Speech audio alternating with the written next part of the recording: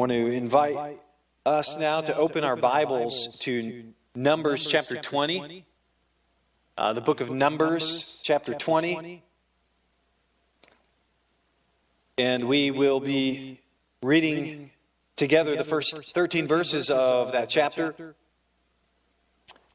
Again, a reminder as we dive into the Old Testament that the Bible is one story of God's working in history and creation, even to this very moment. The Old and the New Testament are not about two different gods. It's not about two different stories. It is one story of God's work in redeeming the world. And as we look into the Old Testament, there are many things that would not apply directly to us. There are many instructions in the Old Testament that may have been for those people at that time. Much of the Old Covenant, if you will, is fulfilled in Christ, in the New Covenant. And so we no longer, as has been noted, practice the sacrificial system of the Old Covenant, because the New Covenant reminds us that Jesus himself is the fulfillment of all of the sacrifices. That it is only in his blood, it is not the blood of bulls and goats in the place of human sin and suffering that bring about pardon and forgiveness. It is the blood of Christ. Why would we then continue to sacrifice in foreshadow of something that now has happened in completion? And so there is much in the Old Testament that, again, is fulfilled in the New Testament. And so we don't go through the Old Testament as some kind of characterize it, picking and choosing what parts we like and leaving the rest based upon our own kind of willy-nilly. Well, that doesn't make sense anymore. We'll discard it. No, the things we discard are because the Scriptures actually tell us to discard them because they've been fulfilled or they're no longer applicable for us at this time. However, as we look into the Old Testament, both through the stories that we read about and through even the commands that are there, that are often reiterated in the New Testament, the moral commands of Scripture, we ask ourselves this, because it is a story about God, inspired by God for us to know. We ask ourselves these questions. What does it tell us about who God is and what He's like? How He works in the lives of people and how He is at work in this world, because God is the same yesterday, today, and forever. And we are learning about Him and who He is. And we are learning about us and our deepest needs. As we look at Numbers 20, again, there are no particular commands in this story that we're going to read today. But there is, again, evidence of who God is, how He works, and what He is hoping to accomplish in the lives of people. And so as we read together, that is, God willing, what we will learn today about God and what He wants to do in our lives today. Numbers 20, beginning with verse 1, and it says this. Then the children of Israel, the whole congregation, came into the wilderness of Zin in the first month. And the people stayed in Kadesh. And Miriam, this is Moses' sister, died there and was buried there. Now there was no water for the congregation, and so they gathered together against Moses and Aaron. The people contended with Moses and spoke, saying, if only we had died when our brethren died before the Lord. Why have you brought up the assembly of the Lord into this wilderness, that we and our animals should die here? And why have you made us come up out of Egypt to bring us to this evil place?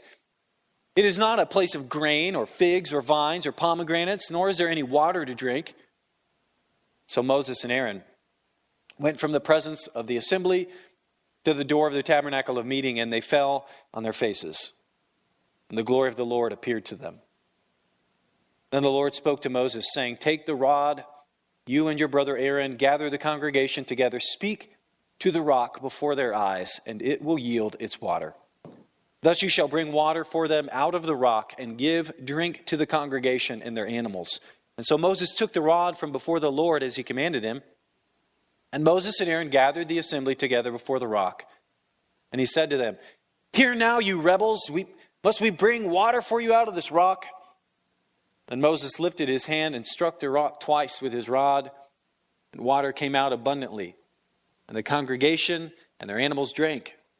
And then the Lord spoke to Moses and Aaron, because you did not believe me to hallow me in the eyes of the children of Israel, Therefore you shall not bring this assembly into the land which I have given them. And this was the water of Meribah, because the children of Israel contended with the Lord, and he was hallowed among them.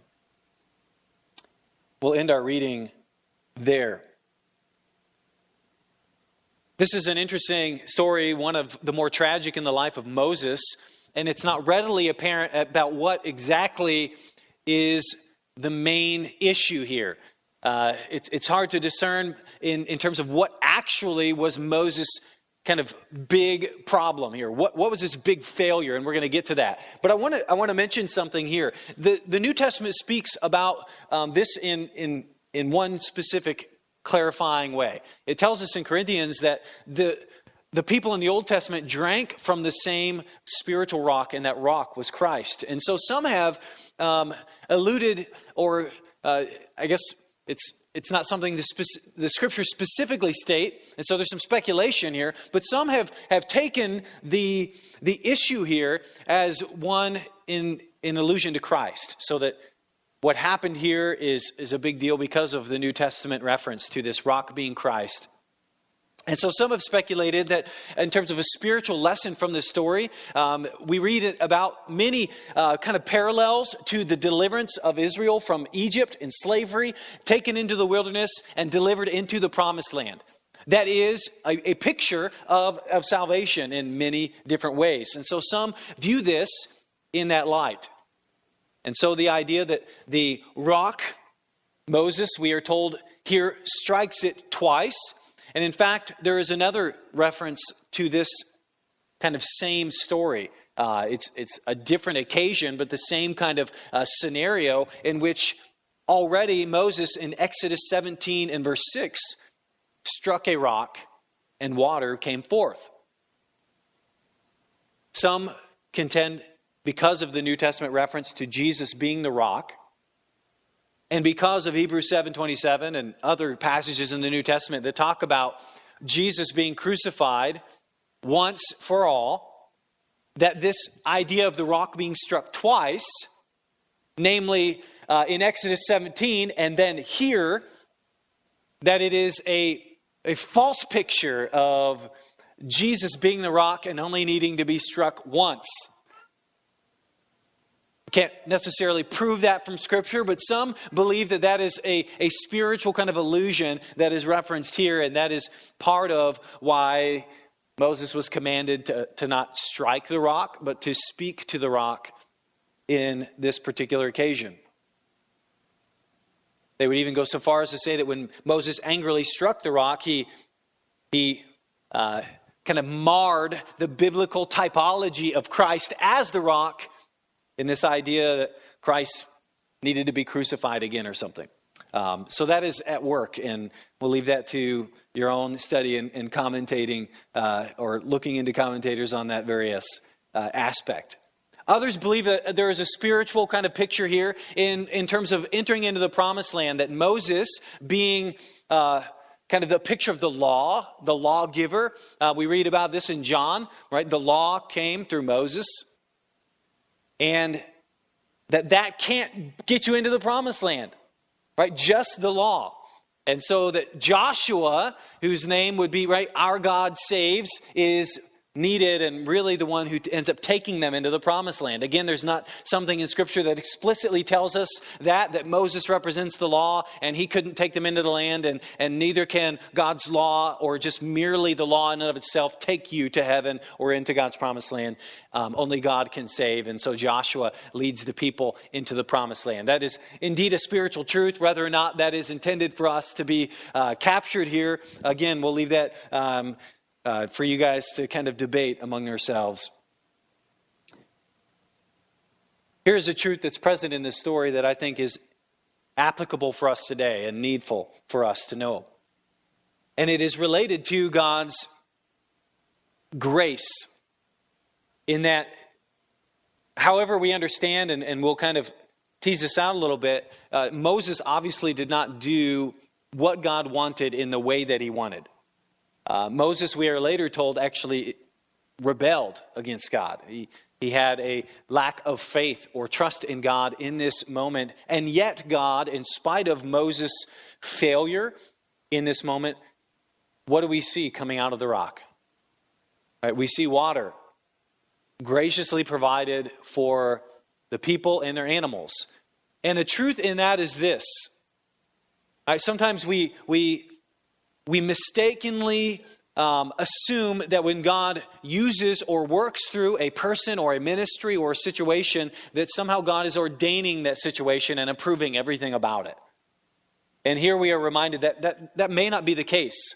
And so sometimes you might see about a person, and maybe God, it seems to be using them. And so then we somehow, again, mistakenly conclude that, well, God is condoning or ordaining everything else about that person that we're seeing. And maybe even their rebellion at that time. And so it has been a matter of fact that God, in fact, has saved people through the preaching of the gospel, through flawed men who, in fact, at the time of their preaching, were involved in moral failures, adulterous relationships. And so understand this. Number one is God's use of a person can be in spite of that person. Right? It can be a gracious working of bringing water through that individual or through their actions in spite of that person. And so do not, again, mistake and think, well, therefore God, their behavior or actions, whether it's egregious or maybe more subtle, do not embrace those actions. Do not think I will also follow that line and the course of action because apparently it doesn't matter. That just simply is not a good conclusion. And neither should we, as we seek to live our lives. There is a real danger sometimes in mistaking God's continued blessing through the things that we're doing as God's overlooking of the things that we're actually engaged in. And so, for sure, people have concluded I'm doing this and this and this, but people are still getting saved, right? Through my ministry. God is still doing good things. I'm still seeing Him bless, various things. I prayed this prayer last week and He answered it. Therefore, this area of my life that I'm kind of brushing under the rug, or this area of my life that I'm kind of just continuing in, God must be okay with. And that simply is a flawed conclusion. So do not condone or excuse even your own rebellion or your own sin because, God is continued. He still answered my prayer. In fact, I think sometimes we put God in... It sounds weird. I don't know how else to say it. Put God in a difficult situation where it's like we're praying and it's like, just imagine, I would love to answer that prayer. However, if you are going to conclude in my answer to that prayer that I therefore, that this is true and that this is okay, I really don't want to be involved in that. Sometimes I have this dilemma with my kids. Maybe they'll ask me something hey, can we do this? And so I'm thinking my initial answer might be no, and I'm actually, just thinking and mulling it over and would love to change my mind. But in the meantime, if my children engage in this incessant whining or complaining or this fit throwing, then all of a sudden I'm in this dilemma. I would have loved to actually reverse course and given you what you asked and what I initially said no about. But now that you've kind of engaged in this behavior, I do not want you to think that is why this is actually happening because you whined or threw a fit or whatever the case might be. Not that my kids would ever do anything like that, or your kids, or not that I ever did growing up in any way, shape, or form. Let me offer this disclaimer. But it puts us in this tension where it's I would love to give you something, but I would hate for you to conclude that the reason I gave that to you was the result of your terrible behavior. And so sometimes as a parent, it's I would love to, it's been you know what, let's do that, but now I can't. And I really wanted ice cream too, but. So that is a sure truth that shines through here as well as into the New Testament. And even today. So God help us as we assess our own life, not to confuse His blessing or His working as His condoning or His pleasure even with everything that is going on in our life. In fact, if God is using you, that is not a sign or stamp of approval. In fact, we still may be in a place of needing repentance in some area. So do not conflate the two. Let's talk about the sin of Moses. The sin of Moses. We read specifically in verses 12 this, in verses 12 and following. It says, "Then the Lord spoke to Moses and Aaron," and here's what we understand their failure to be. "Because you did not believe me, to hallow me, or to sanctify me, or to present me as holy in the eyes of the children of Israel." That's how their failure is framed. They did not believe God to hallow him in the eyes of the children of Israel. We're told later in actually verse 14 of chapter 27 of Numbers, we are told this, "For in the wilderness of Zin, during the strife of the congregation, you rebelled against my command to hallow me at the waters before their eyes." Again, this is in reference to this that we read this morning in Numbers 20. And then there's one other reference even in the Old Testament to kind of getting a picture of what was the failure here? What was going on? What did Moses do? It was obviously egregious. It wasn't just like God said, "Oh, you shouldn't have done that." Like Moses, who had been leading the people all the way this entire time out of Egypt, God's mouthpiece to Pharaoh, comes and he's not able. He's taken out of the picture in terms of actually entering in and experiencing the promised land. That's a serious thing. Well, Psalm 106 frames it this way, as it pictures the psalmist recounts many of the events in the Exodus story. In verse 32 and 33 of Psalm 106, we read these words. It says, "They angered him also at the waters of strife, so that it went ill with Moses on account of them, because they rebelled against his spirit, so that he spoke rashly with his lips." We read some believe that part of Moses' failure in this instance was somehow related to his attitude towards the people. In verse 14 again of 27, we read that it's referred to as rebellion. But in his conversation in Numbers 20, when he's talking to the people, if you remember, he actually calls them in verse 10, he says, "Hear now, you rebels." It seems that his attitude in terms of his reference to them and his attitude towards the people, this is a unique kind of portrayal of that, of his perspective. There are many times that Moses was frustrated and would fall on his face before God for the people, that he was, they were contending against him, and he would go to the Lord and seek help and grace. But this is an interesting occasion in which Moses kind of seems to lash out at them, calls them rebels. And the irony of it is that, in fact, again, God saw him in this moment as one who was rebelling. We read these words that he was not hallowed by Moses. God was not hallowed by Moses. Now, hallowed, again, in your translation, it may say sanctified. It means many things in the Old Testament, but clearly being set apart to God. To being set apart. Seen as holy, separate, belonging entirely to God. So the things in the temple were to be hallowed. They were to be set apart for this specific use of the temple services. So in other words, if there was for instance, something that was used in the temple, and it was to be holy, it was to be hallowed, it was to be set apart, you wouldn't use that same thing like elsewhere. So if you had a kind of a spoon, if you will, that was hallowed in your house, you could only use it for, one specific dish. And if you were to use it for any other dishes or in any other purposes, you would unhallow that, if you kind of get that picture. And so God is using this imagery to say that you defiled that, you violated that in the sense of how you treated me and how you responded in this moment with the children of Israel. And God was not pleased.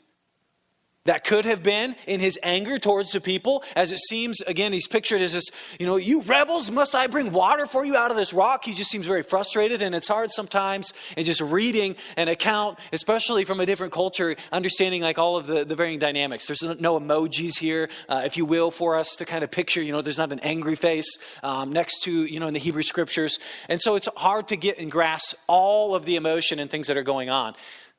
But it seems he definitely was angry in the sense even that the New Testament tells us the anger of man does not achieve the righteousness of God. And perhaps that was what was happening here.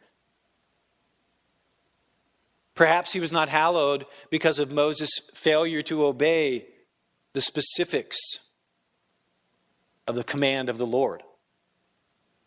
Again, there are varying opinions. As you read the story, we read that Moses was commanded by God, take the staff and speak to the rock.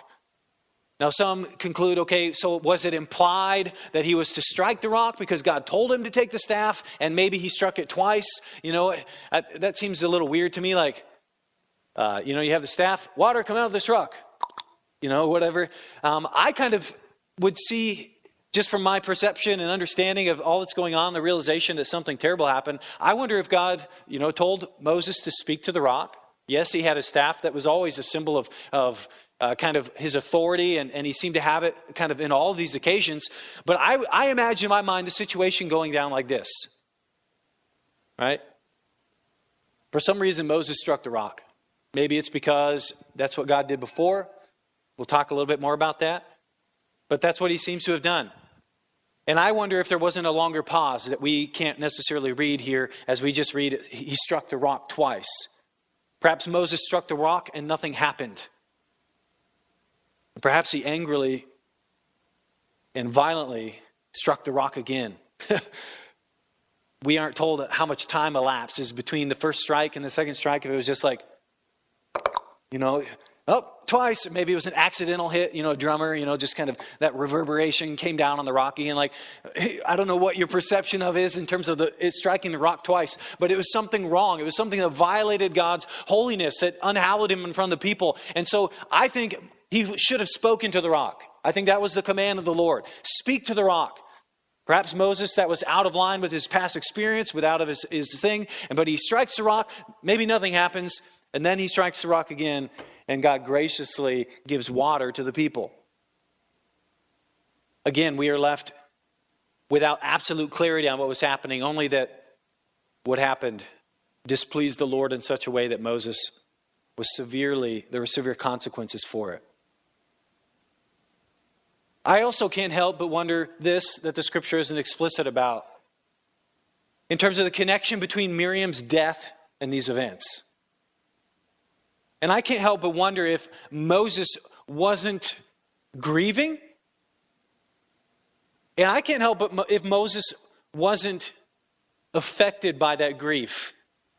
I can imagine very much. I've heard in terms of people that are grieving loss of loved ones, whether it's a spouse or someone close to you. This wasn't Moses' spouse, but clearly a huge integral part of the Exodus and his ministry and his life. And I've heard some in terms of the decisions we make in surrounding grief, that spouses are often told, like, you don't make any major decisions for a year in terms of moving or finding another place to live or entertaining some avenue of dealing with that. Like, because we are so affected by grief often in ways that we can't really tangibly put our finger on and say, well, I probably shouldn't do that, or I'm not thinking clearly. But I can't help but wonder if Moses, after Miriam's death, was greatly frustrated in realizing that she didn't experience everything that they had set out to experience in terms of the promised land and the fullness of God's promise, that she had journeyed and been a part of all of that and not been able to enter in. And then perhaps on top of it, the people are complaining again, and this frustration of, it's these people. It's their fault. Perhaps there was this blame and anger and self-righteousness that was kind of erupting here at the people who had not entered into the promised land and sent them back into the wilderness for a long journey and a long time. We don't know. We're not told.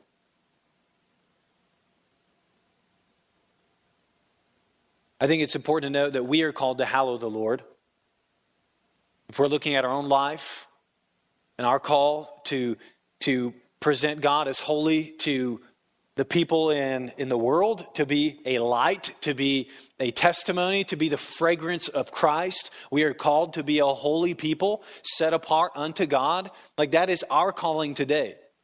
In the same way that Moses was to hallow God in the presence of those people, we are called to hallow God with our life, with our testimony, with our actions, with our This is a high calling, and it would apply as well to the world, kind of just in general, but also to those we're specifically called to lead in our homes and our families, and think of it in church relationships and specific kind of groups of people, that we are called to be this reflection. So that Jesus says, I am the light of the world. And it goes on and says, you are the light of the world. Well, how can that be? Well, it's because Jesus is to be in us. And so we are called in this sense, and there is a high calling for us to do that. I believe ways that we can do that, and ways that Moses maybe failed to do that in terms of, I wonder if just in the way that he went about this, bringing water out of this rock, again, if it wasn't more of a testimony to his own experience and age, and that God wanted to show himself, like, I don't need you to touch the rock. I don't need you to strike the rock. I just need you to speak to the rock. And I am wanting to demonstrate to the people something about myself. I'm wanting to disconnect the provision of water from your staff, from anything that you're doing to the rock, and you violated my desire to reveal myself in that way. Well, as we think about on our own life, how God calls us to do that, I think we often, just practically speaking, if we want to be people who hallow the Lord, who are that fragrance of Christ and that reflection of Christ to the world and of God's holiness and of his character, then we need to make clear that the things that we do, the things that we accomplish, the things that we say, that they all need to be for Christ. Everything about our life.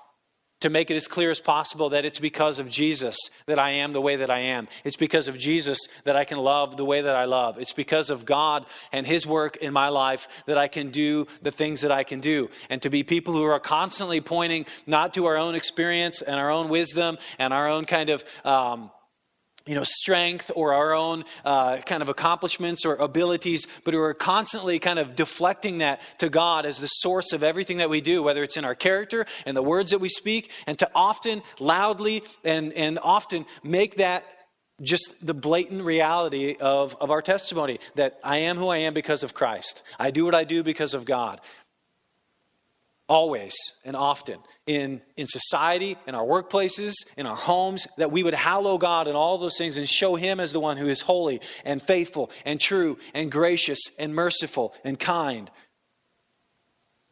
And that we know that it's not anything of us or from us, ultimately, that anything good and worth noting is from God in our life. Make it clear that it's all through the power of Christ.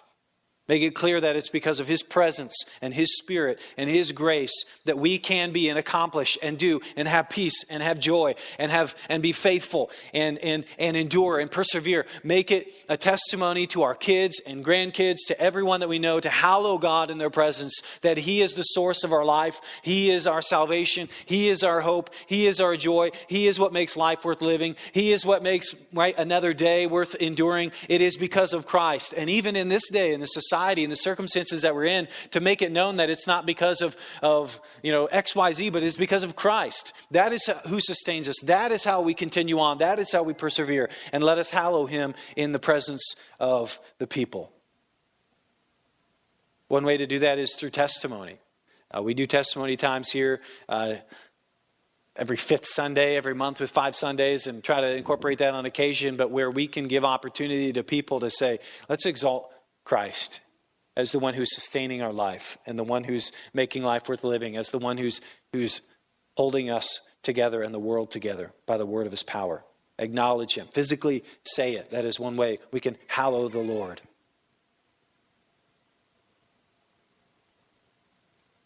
I want to touch on, in conclusion here, specifically in relationship to finishing well. And I want us to ask this question as we think about Moses and all that had happened up to this moment in his life and that God had done around him and that he had seen and observed. I want to ask us this question. When do we stop experiencing temptations and challenges or assaults on our faith? It seems like an obvious question or simple one, but I think it addresses a notion that we can often just take in without really processing it, especially for our young people.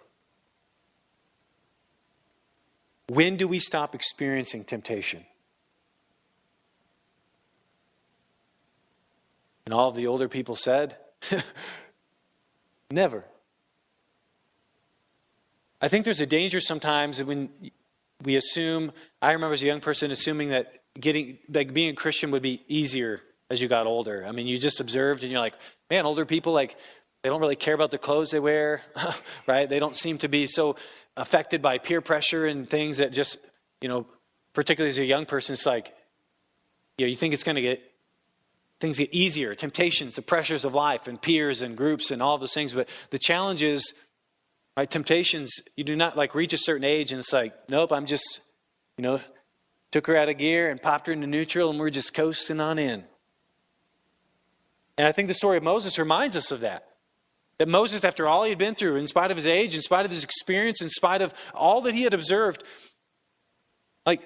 it's not as though the enemy of our soul just says oh, well, I guess we'll just kind of, they reach that certain point and so I just, leave them alone. We read in Peter that Satan is a roaring lion. He roams around, right, like a roaring lion, seeking whom he may devour for everyone who is under the age of 65. Right? I mean, there's not that qualification to it. And so here's the reality that I guess if you're an older person or you're thinking wherever you're at in the spectrum, if you have this idea that somehow I've reached this, or I've had this experience, or I've lived this long, or I've done this much, or I've seen this much, and so I'm just going to kind of put my guard down and just kind of waltz on in, and finish the race. No, don't have that impression. The enemy of our soul would still love to trip you up, if anything, just to kind of put a mar across your legacy and your testimony. And I recently heard, I want to say it's Ravi Zacharias, who, and perhaps another one who just echoed this sentiment, God, don't let me do anything at the end of my journey that would discredit everything I have given myself to teach and to preach. Don't let me, because of some moment of carelessness or because of some moment of weakness at the end of my journey, cast doubt on everything in my life up to this point. And we see that in Moses, how even in our old age and after much experience and much accomplishment and much ministry and much serving, there's still this opportunity that we have to stop trusting God, to start relying on ourselves. And God forbid that we would do that. And so I want to encourage you, wherever you're at in that. I want to encourage you as a young person that you're not going to grow out of a need to depend upon the Lord. I want to encourage you as an older person that this next thing, that there's no amount of obedience in your past that atones for present disobedience. There's no amount of faithfulness up to this point in terms of ministry in the church or things that you've done or observed and seen that can somehow atone for present failure. And I think the devil, maybe as we get older, would kind of entertain this idea. You've done so much. You've been so faithful. You've sacrificed so much. You owe it to yourself, or you deserve, fill in the blank. So just relax, maybe kick your feet up and yeah. It's kind of, it's not entirely kosher, but you've earned it, you're weary, you've tired, you've done so much. And so, you know what? Fill in the blank. It's a lie. Don't buy it. I think of Lindsay Ellis. There are many examples to this, but Lindsay Ellis is an American snowboarder. She's a young woman who is unfortunately prominently known for her failure in the 2006 Olympics. She was in the final heat, the finals, so all the preliminaries had happened and people had earned their way into the final run. And so this was for the medals, and Lindsay Ellis, you can go on YouTube and listen to the commentary, which is just heart-wrenching, is traveling down the hill, is far and away in the lead. The gold medal is basically in her hand. And over the second to last jump, she kind of reverts in just what can only be seen as kind of an overconfidence and a loss of focus in terms of the goal. And so she reaches down and does basically a trick over the second to last hill and grabs her board and comes down and wipes out. And the person that was way behind her ends up zooming past her for the gold medal. She would find her way back into the Olympics in 2010 and 2014 and 2018, never again to medal.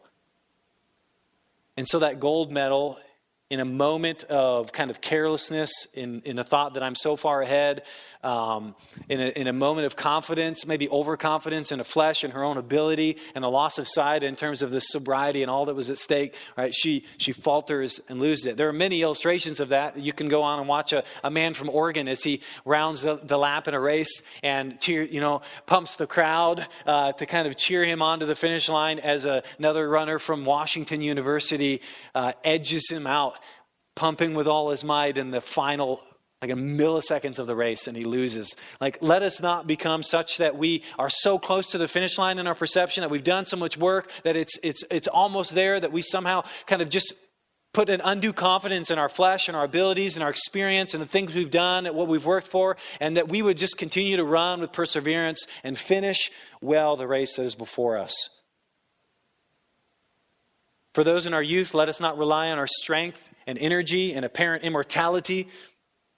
For those who are seasoned, let us not rely on our experience and our history and our resume, but let us in every season rely on Christ, and that our ultimate confidence would be in Him.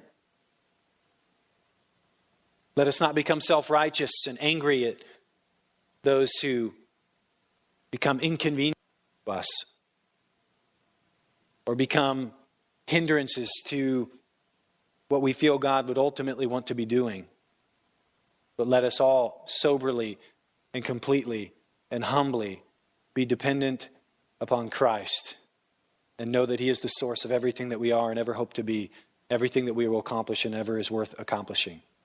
And so let us not grow weary, let us not faint, let us run with perseverance, let us keep our eyes on Jesus. Let us never start relying on ourselves or boasting in ourselves. Let us never think for sure that we are above falling or have reached some place that we are no longer able to be tempted or to falter, and let us run to win, as Paul said, the race that is set before us, to give ourselves completely to the mission of exalting and glorifying Jesus Christ in this world, as though He gave His very life for us to do just that. Would you join me in standing?